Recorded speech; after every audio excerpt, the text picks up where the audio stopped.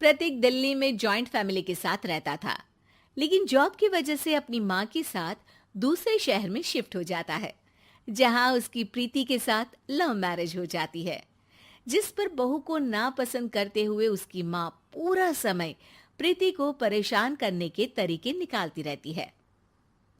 प्रीति, कहाँ हो? सुबह का नाश्ता दोपहर में खिलाओगी क्या? इसमें प्रीति और प्रतीक ऑफिस जाने के लिए तैयार हुए कमरे से बाहर आते हैं, जिसे देख सास प्रीति पर भड़कने लगती है।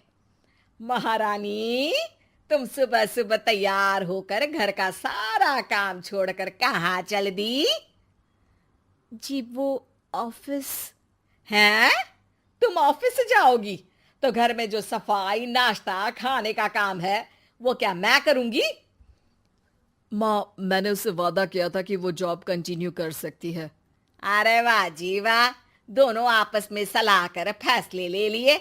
मैं क्या यहाँ बेवकूफ बैठी हूँ? मुझसे पूछना किसी ने जरूरी नहीं समझा? मम्मी, आप फिक्र ना करें, मैं आज ही रेजिग्नेशन दे दूंगी। प्रीति ऑफिस के लिए चली जाती है और अगले दिन से जॉब छोड़ घर के कामों में लग जाती है, लेकिन साथ ही उदास भी रहने लगती है, जिसे देख प्रतीक को अच्छा नहीं लगता। मुझे पता है तुम्हें अपनी जॉब कितनी पसंद थी। आई एम सॉरी प्रीति। अरे कुछ नहीं होता, बस मम्मी खुश रहनी चाहिए। अब प्रीति अपनी सास को खुश करने और उनका दिल जीतने की जी तोड़ कोशिश करती रहती है, पर सास कभी उससे सीधे मुंह बात तक नहीं करती। इसी तरह दिन बीतने लगते हैं। एक शाम प्रतीक ऑफिस से परेशान घर वापस आता है। माँ, चाची का फोन आया था। दादी की तबीयत बहुत खराब है, हमें दिल्ली जाना होगा। पति की बात सुन प्रीति तो पैकिंग शुरू भी कर देती है, पर माँ वहीं बूत बनी खड़ी रह जाती है। लगता है मम्मी अपनी सास से बहुत प्यार करती हैं, तभी उनके बीमार होने की खबर सुन शॉक में आ गई। ये प्यार नहीं, परेशानी है। तुम तो ऐसे सोचो कि अब से जब तक दिल्ली में हो तुम्हारे अच्छे दिन शुरू। अच्छा, ऐसा क्या है दिल्ली में? वो तुम्हें कुछ ही घंटों में पता चल जाएगा। सास के रिएक्शन और पति की बात से कंफ्यूज्ड प्रीति दोबारा पैकिंग में लग जाती है, जिसके बाद कुछ घंटों का सफर तय कर तीनों दिल्ली पहुंच जाते हैं, जहां घर के अंदर पहुंचते ही लोगों की भीड़ देख प्रीति परेशान हो जाती है। हे भगवान, इतनी भीड़! प्रतीक, कहीं तुम्हारी दादी को कुछ हो तो नहीं गया ना? पागल, ये भीड़ नहीं, मेरा परिवार है। क्या? इसे तुम परिवार कहते हो? अरे इसे तो जिला घोषित कर देना चाहिए। तुम्हारा परिवार का तो अपना पर्सनल बिग बॉस बन सकता है। हैरान परेशान प्रीति परिवार वाले सदमे से बाहर निकली भी नहीं होती कि सिर पर पल्ला रखे शांत तरीके से सबके साथ बात करते हुए अपनी सास को देख उसे दूसरा सदमा लग जाता है। हाय राम, ये मम्मी का ऐसा भी कोई रूप है? ये तो मुझे पता ही नहीं था। ये तुम्हारी सास का ससुराल है। तभी प्रतीक की बहन बोल पड़ती है। यहाँ आपको ऐसी ऐसी चीजें देखने मिलेंगी जो सपने में भी सोची नहीं होंगी। हाँ, ये कुछ दिन तो बहुत इंटरेस्टिंग लग रहे हैं। सब एक साथ दादी के कमरे में जाते हैं, जहाँ पहुंचते ही उसे दादी की आवाज सुनाई देती है। क्यों रे, सास से मिलने की फुर्सत मिल गई? दूसरे शहर जाकर छूट क्या मिली? तुम तो भटकता पंछी बन गई। इतने समय में ये तक नहीं पूछा कि जिंदा भी हूं या मर गई। प्रीति की सास अपनी सास के पैर छूती है। अरे कैसी बात कर रही हैं मम्मी, आपको तो मेरी उम्र भी लग जाए। अरे बस कर, ये झूठी उम्र देने वाली बातों का दिखावा ना कर। तेरा बस चले ना तो जो मेरी बची कुची जिंदगी है वो भी अभी खत्म कर दे।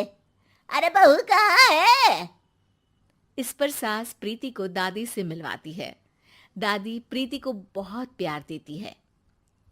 क्यों बहू, तेरी ये सास परेशान तो नहीं करती ना? अगर करती है तो अभी बता दे, मैं इसकी क्लास लगा दूंगी। अरे कैसी बात कर रही हैं माँ जी, भला मैं क्यों किसी को परेशान करूंगी। प्रीति अपनी सास का ये रूप एंजॉय कर ही रही होती है कि तभी चाची वहां आकर प्रीति को अपने साथ ले जाती है। सास की क्लास लगते देख जो खुशी मिल रही थी वो तुम्हारे चेहरे से साफ पता चल रही थी, इसीलिए ले आई, क्योंकि अगर उन्हें पता चल जाता तो तुम्हारी खैर नहीं थी। थैंक यू चाची जी। चाची और प्रीति घर में झूले पर बैठी बात कर ही रही होती है कि उसकी सास भी वहां आ जाती है। मतलब यहाँ सारा काम मैं करूं और तुम बैठी हंसी ठिठोली करो। अरे चलो जाओ खाना बनाओ। सास प्रीति को डांटकर काम करने भेज देती है, जिसे दादी देख लेती है और एक बार फिर सासू माँ की क्लास लग जाती है, जिसे पूरा परिवार मजे से खड़ा होकर देखने लगता है। क्यों रे, मैंने तुझे काम बोला और तू उस बच्ची को परेशान कर रही है। सास की कोई इज्जत रह गई है इस घर में या नहीं? यहाँ खुद की सास होते हुए भी ज्यादा बड़ी बन रही है। अब नहीं मम्मी जी, मैं तो बस थोड़ी मदद के लिए बोल रही थी। सास रसोई में जाकर काम करने लगती है और दादी प्रीति को लेकर वहां से चली जाती हैं। इसी तरह एक हफ्ता बीत जाता है, जिसमें दादी अपनी बहू को डर, इज्जत और प्यार का फर्क समझाती रहती है और प्रीति उसका मजा लेती है। वापस जाते हुए दादी प्रीति और उसकी सास दोनों को अपने पास बुलाती है। मेरी बहू जिद्दी और अड़ियल है, इसलिए उससे हमेशा सही काम करवाने के लिए मुझे सख्ती करनी पड़ती है। लेकिन तुम्हारी बहू अच्छी है, तेरी खुशी के लिए वो अपनी जॉब और सपने भी छोड़कर घर में बैठी है। अपनी बहू के साथ प्यार से रहो। और प्रीति, अगर अभी भी तुम्हारी सास परेशान करे ना, तो फिर तुम्हें पता चल ही गया है कि शिकायत कहाँ करनी है। जी, अपनी सास की ससुराल में उनकी सासू माँ के पास।